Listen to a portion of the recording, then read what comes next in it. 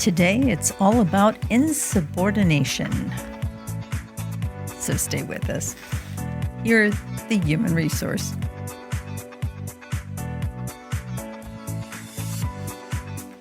You know, it's interesting because every so often I will have somebody say, well, they were just so insubordinate and we're just going to terminate them.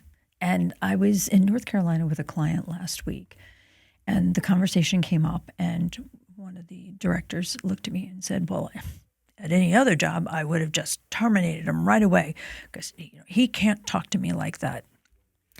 And I thought, this is a really good time. I'm seeing so much energy and so much uncertainty, insecurity, tension. People are off balance right now. There's a lot going on. And as human resource representatives, as leaders in your company, you have to deal with, you just don't know from day to day what you're going to be dealing with. I was talking to a retail manager the other day on the phone, and she said, I walk in to start the day and I've got two grown men in each other's face, and one saying he's going to beat the crud out of that one, and the other one's going, bring it on. And then some of the other managers were chiming in, and she said, these are adults. I don't understand. And the problem is there is no real answer. There is no magic pill that we can take or we can give to them to address what we're dealing with. But again, as leaders of your organization, the more people like me can educate you and prepare you and equip you to deal with these circumstances, please, take as much information as we can give you. So today's topic is insubordination, because I feel that there's a lot of confusion around that term. So we're even going to be talking about, I want you to take notes, because I want you to even look at what your handbook has. And most of my clients know that if you're going to have insubordination in your handbook, you've got to be very specific as to what that clearly means. And the organization, from a government perspective, that we're going to be most sensitive to is the National Labor Relations Act. Now, why?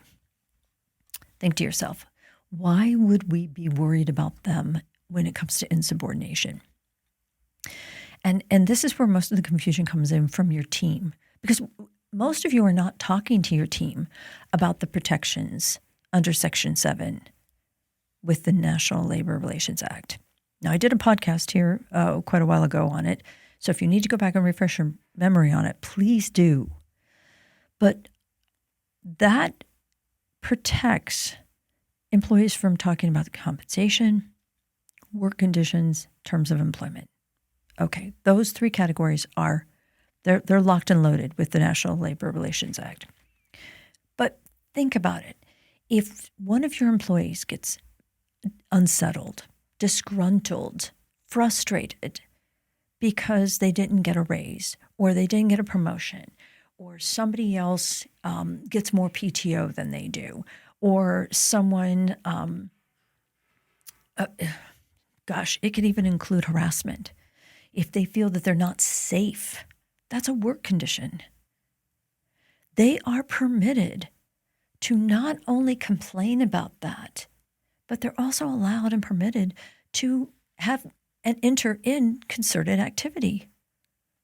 And I did a whole podcast on that as well. So when our supervisors, when our team leads see this and start hearing the uproar or the negative conversations on the floor, what is the first thing they're thinking of? Especially if they're going to them and saying, hey, cut that out, get back to work.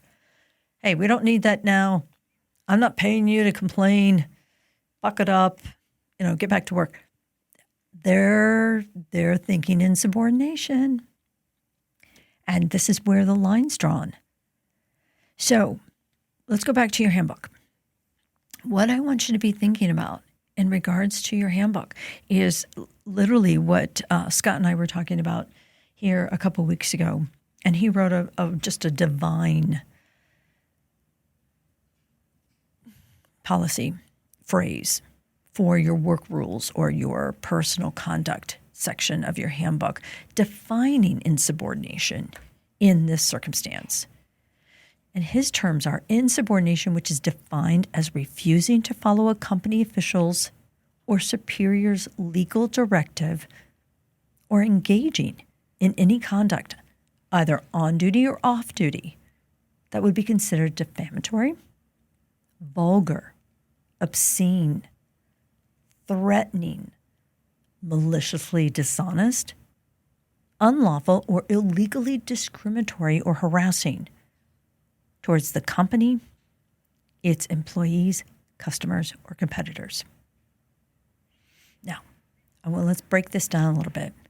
Insubordination, defined as refusing to follow a company official's or superior's legal directive or engaging in any conduct on duty or off duty. What does that include? That means social media, folks. That means that if they are refusing and they're throwing an emotional tantrum or they're expressing themselves because they don't want to do something asked of them and they take it to social media, if it has nothing to do with those three categories, it may very well be insubordination. And notice the terms that he put there at the end: defamatory, vulgar, obscene, threatening, maliciously dishonest, unlawful, illegal. None of those things are protected. No agency is going to protect activities involving any discrimination, harassment. No one's going to get protected for that kind of stuff unless it is involving, and I say this with a may, involving one of those three categories. Now, why do I say that? Because in the perception of your supervisors, in the perception of your team leads, if an employee out in the front of everybody decides that they're going to start calling them a effing AH or, whatever, that sounds vulgar. But if it's because they feel like that individual is sexually harassing them, or if they feel that that individual overlooked them and discriminated against them because of their age or their ethnicity or their religion, there's a good chance they're going to get away with it. That would not be insubordination. But you have to remember, calm these situations down. You don't want to terminate somebody just because they throw a tantrum on the floor. Protocols that I would recommend: understanding first the definition of insubordination. Understanding second, the National Labor Relations Act. And then partner with those supervisors and help them de-escalate the situation. Pull those employees in, off the floor, in an area where you can speak freely and calmly. Pull the emotion out of the conversation.